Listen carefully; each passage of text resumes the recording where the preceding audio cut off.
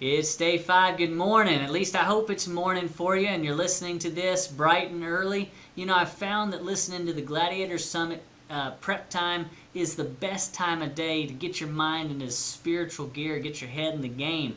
I want to talk to you about Gandhi. You know, Gandhi had a goal in life to get to a point where he wanted nothing. He felt like it was some sort of spiritual maturity or, ultimate level of achievement or whatever.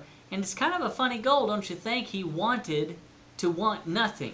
So what I want you to think about this morning is how Gandhi's goal is diametrically different from what Jesus taught.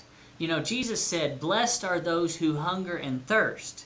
By definition, hunger and thirst, you've got to actually want something. You've got to have a desire. You've got to have a longing for it. He said, "Blessed are those who hunger and thirst for righteousness." For what? For they will be filled. Wanting something is not bad. It just needs to be the right something, doesn't it? Well, hunger is one of the most powerful forces that we have the capacity to tap into as human beings. And I want you to think about this morning. Hunger is different than passion. Passion is like going into first gear. It'll get you started, but hunger is what's going to take you all the way, no matter what the obstacles are. Hunger will drive you through it. It'll drive you through that boulder right there. Hunger is your resolve. It's the force that locks you into a commitment. It fastens you to the outcome when you've decided upon a result, and you won't sleep at night until you achieve it. Hunger's irrepressible. It's not enough to be passionate about a result. You've got to want it so badly that you literally become uncomfortable when you're not getting it. That's what hunger is. It's a desire that's so strong that when you don't get whatever it is you're craving, you're physically disturbed. You're hangry. You'll die trying to get what you want if you have to, because there is no alternative for you. On another note, as men, many times we pride ourselves in being problem solvers, having the right answers, knowing what to do.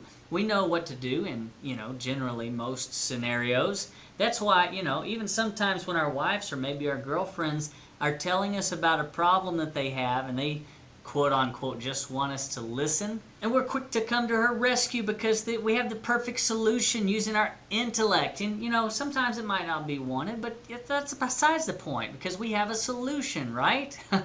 But when it comes to righteousness and living life God's way, our intelligence is simply not enough to keep us on track. Our intellect is not enough. Hunger is more important than intelligence. So, this is the statement I'm making today. Hunger is more important than your intellect, than all of the knowledge in your head. You can study the Bible, you can go to church, you can read books, but that's not what will ultimately help you get to lead a life of righteousness. Jesus says, hunger and thirst.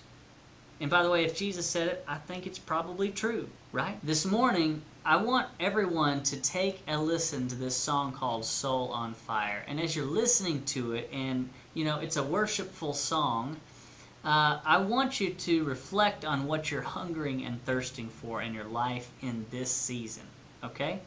And, you'll find the link in the message, the text message, or the email, whatever medium you're using to get to this video. And I hope that this song gets you really juiced up. I hope it stirs that hunger that can't be satisfied by anything of this world. And that you would find yourself just chewing on the divine word of God as you're reading your verses, as you're memorizing, as you're worshiping, and as you're taking your time to just spend time with the Lord. And by the way, I also want you to take time this morning, please, take an opportunity and share any prayer requests, any needs or praises. All you have to do is hit the reply button. If you have a praise, if you have something that's going, that's a challenge for you in your life right now, hit the reply button to the text message or the email, and Blake or I will get the message.